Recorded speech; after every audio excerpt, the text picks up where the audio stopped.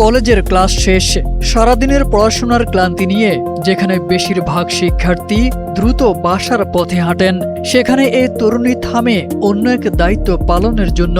রাজধানীর ফুটপাতে বসেই পথ শিশুদের হাতে তুলে দেন খাতা কলম, শেখান বাংলা, ইংরেজি আর গণিতের মতো সামাজিক মাধ্যমে ছড়িয়ে পড়া এমনই একটি মানবিক দৃশ্যে প্রশংসা ভাসছেন সিদ্ধেশ্বরী গার্লস কলেজের এই শিক্ষার্থী। নিয়মিত ক্লাস শেষ করে বাসায় ফেরার পথে এই তরুণী ফুটপাতে বসে সুবিধা বঞ্চিত শিশুদের পড়ান। কোনো আনুষ্ঠানিক শ্রেণী কক্ষ নয়, খোলা আকাশের নিচে চলে তাদের ছোট্ট পাঠশালা। শিশুদের লেখাপড়ার পাশাপাশি শৃঙ্খলা, পরিচ্ছন্নতা ও সুন্দর আচরণের মতো বিষয়ও উদ্বুদ্ধ করেন তিনি।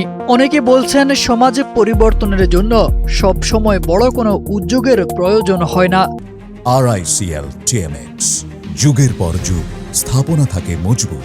আন্তরিকতা আর মানবিক মানসিকতাই পারে বড় পরিবর্তনের সূচনা করতে।